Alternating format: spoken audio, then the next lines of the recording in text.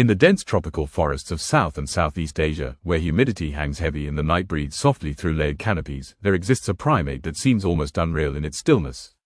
The loris does not lead through branches like its relatives, nor does it announce its presence with calls or dramatic displays. Instead, it advances slowly, deliberately, as if time itself bends around its movements. This unhurried pace is not a weakness. It is a strategy refined over millions of years, a living contradiction in a world that often rewards speed. The evolutionary lineage of the loris reaches deep into the early history of primates, back to a time when nocturnality was not an exception but the rule. Long before monkeys dominated daylight forests, ancestral primates learned to survive in darkness, navigating by scent, touch, and oversized eyes tuned to gather even the faintest traces of moonlight. The loris is one of the last living embodiments of that ancient design. Its anatomy tells a story written by natural selection with remarkable patience, powerful grasping hands, a strong but flexible spine, and eyes so large they seem permanently alert, reflecting light like polished glass in the night. What truly sets the loris apart, however, is not merely its appearance, but its chemistry. Among primates, the loris occupies a singular and unsettling position. It is one of the very few mammals capable of delivering a venomous bite. This venom is not stored in fangs or injected through specialized teeth, but produced through an unusual collaboration between glands and behavior. When threatened, the loris raises its arms, exposing glands near its elbows that secrete a toxin. It then licks this substance, mixing it with saliva before delivering a bite that can cause severe pain, allergic shock, or worse. In a forest filled with predators, this chemical defense allows the loris to survive not by escape, but by deterrence. The slow movement of the loris is often misunderstood as laziness or fragility. In reality, it is a calculated adaptation that minimizes detection. Rapid motion attracts attention. Stillness dissolves into the background. By moving slowly, the loris avoids triggering the visual systems of predators that are tuned to notice sudden changes. Its grip is so strong that it can hang motionless for hours, muscles locked in a way that conserves energy while maintaining absolute control. This ability allows it to exploit narrow branches and terminal foliage where heavier or faster animals cannot safely travel. As night deepens, the loris begins its silent patrol. Its diet is varied, reflecting an opportunistic intelligence rather than specialization. Insects are a major component, especially toxic or foul-tasting species avoided by other animals. The loris shows a remarkable tolerance for chemical defenses, consuming prey that would sicken or kill less adapted mammals. Tree gums, nectar, fruits, and occasional small vertebrates supplement its diet, creating a nutritional balance that supports its slow metabolism. Feeding is precise, methodical, and rarely rushed, with each movement measured to avoid unnecessary noise. Socially, the loris exists in a state of quiet complexity. It is not solitary in the strictest sense, but neither does it form loud, cohesive groups. Individuals maintain overlapping territories, communicating through scent markings and subtle vocalizations beyond the range of human hearing. These chemical messages carry information about identity, reproductive status, and territorial boundaries. Conflicts are rare, and when they occur, they are often resolved through avoidance rather than confrontation. In a world where energy efficiency determines survival, unnecessary aggression is a costly mistake. Reproduction in lorises follows a similarly understated pattern. Courtship is slow, cautious, and largely silent. Mothers give birth to a single infant after a long gestation period, investing heavily in each offspring. The infant is carried clinging to the mother's fur or parked on a branch while she forages nearby, relying on camouflage and stillness for protection. Growth is gradual. Independence is not rushed. In the forest, haste can be fatal. Despite their evolutionary success, lorises now face threats that their ancient adaptations cannot easily counter. Habitat destruction fragments the forests they depend on, isolating populations and reducing genetic diversity. Even more devastating is the illegal wildlife trade, fueled by misconceptions about lorises as cute, harmless pets. To make them safe, traders often remove their teeth without anesthesia, leading to infection, starvation, and death. The very traits that once protected the loris, its calm demeanor and lack of aggression, have become liabilities in a human-dominated world. Yet within ecosystems, the loris plays a quiet but essential role. By controlling insect populations, dispersing plant materials, and interacting with tree exudates, it participates in ecological processes that maintain forest health. Its presence is a sign of balance, an indicator of intact nocturnal networks that operate beyond human schedules. The loris does not conquer its environment. It blends into it. Its survival strategy is not dominance, but endurance. In an age of acceleration, the loris remains a reminder that evolution does not always favor the fastest or the strongest. Sometimes, it favors the one who knows when to move, and when not to. As the night stretches deeper into the forest, the loris becomes almost indistinguishable from the branches it inhabits. Its fur, dense and softly patterned, absorbs shadows rather than reflecting them, breaking up its outline under moonlight. This camouflage is not accidental, it is the product of countless generations shaped by predators that hunt primarily by sight. Owls glide overhead, snakes coil silently below, and carnivorous mammals patrol the forest floor. Against such threats, the loris does not rely on escape. It relies on invisibility. The physiology of the loris reveals how deeply its body is tuned to a slow, deliberate existence. Unlike most mammals, its blood flow, muscle structure, and metabolic rate are optimized for endurance rather than bursts of speed. Specialized blood vessels reduce fatigue during prolonged gripping, allowing the loris to cling to branches without trembling or loss of control. This adaptation enables a lifestyle where movement is optional rather than constant. In evolutionary terms, it is a radical rejection of urgency. Vision plays a central role in the loris's survival. Its enormous eyes dominate its face, sacrificing color perception for extreme sensitivity to low light. This trade-off allows it to detect subtle movements of insects and small prey in near total darkness. Unlike predators that rely on rapid strikes, the loris studies its environment patiently, calculating each reach with surgical precision. A single misstep could betray its presence, and so every action is filtered through caution. Hearing and smell further enhance this sensory network. The loris can detect faint rustlings that signal prey or danger, while scent allows it to navigate social landscapes invisible to the human observer. Scent glands located across its body deposit chemical messages along branches, forming an olfactory map of territories and relationships. These signals persist long after the animal has moved on, creating a silent dialogue that structures nocturnal life. Dietary flexibility is another cornerstone of the loris's resilience. While insects form the backbone of its nutrition, the loris shows an unusual preference for prey that others avoid. Toxic beetles, venomous caterpillars, and chemically defended arthropods are consumed with little apparent harm. Over time, this feeding behavior has shaped both the loris's physiology and its reputation. By tolerating toxins, the loris reduces competition for food, carving out a niche few rivals can occupy. Tree gums and plant exudates are also essential. The loris uses its specialized teeth to gouge bark, stimulating the flow of sap rich in carbohydrates and minerals. This slow, renewable food source supports its low-energy lifestyle and ties it closely to specific tree species. In doing so, the loris influences plant health and forest dynamics, participating in ecological exchanges that ripple outward through the ecosystem. Social interaction among lorises is subtle but meaningful. Rather than forming large groups, individuals maintain loose networks defined by scent, sound, and spatial memory. Encounters are typically calm, with brief inspections and minimal physical contact. Aggression is rare, but when conflict arises, the loris's venom becomes a powerful deterrent. Even predators that survive an encounter often learn to avoid lorises entirely, reinforcing the effectiveness of this chemical defense. The venom itself remains one of the most fascinating aspects of loris biology. Its complexity suggests an evolutionary arms race spanning millions of years. For some predators, exposure can trigger intense pain or allergic reactions, discouraging future attacks. In rare cases involving humans, bites have resulted in severe medical emergencies.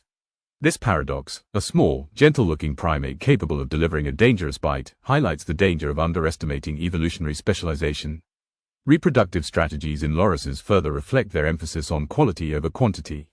Females invest heavily in each offspring, providing extended care and protection. Infants are born with eyes already open, an adaptation that allows immediate awareness of their surroundings. During foraging, mothers may leave infants clinging to branches, trusting camouflage and stillness to shield them from harm. This reliance on concealment underscores how deeply stillness is woven into every aspect of loris life. Yet even these finely tuned adaptations falter when confronted with rapid environmental change. Roads slice through forests, artificial lights disrupt nocturnal rhythms, and noise fractures the soundscape on which lorises depend. The forest, once a continuous world of shadows and silence, becomes fragmented into isolated patches. For an animal whose survival depends on continuity and patience, fragmentation is a profound threat. Still, the loris persists. In protected reserves and remote habitats, its slow movements continue to trace invisible paths through the night. Each deliberate step is an echo of ancient forests, a reminder that evolution is not a race toward speed, but a negotiation between risk and restraint. The loris survives not because it is fast, but because it knows when stillness is the safest form of motion. For most of its evolutionary history, the loris faced dangers that were predictable. Predators followed patterns, seasons shifted gradually, forests changed slowly enough for adaptation to keep pace. But the arrival of humans altered that balance with unprecedented speed. Unlike owls or snakes, humans do not hunt according to instinct alone. They reshape environments, fragment landscapes, and introduce threats that evolution has not yet had time to answer. The relationship between humans and lorises is shaped largely by misunderstanding. To the untrained eye, the loris appears harmless, even endearing. Its wide eyes, gentle movements, and calm demeanor trigger the same psychological responses humans associate with infants. This perception has proven disastrous. Across many regions, lorises are captured alive for the exotic pet trade, a market driven by novelty rather than responsibility. Their slowness, once a survival advantage, makes them easy targets.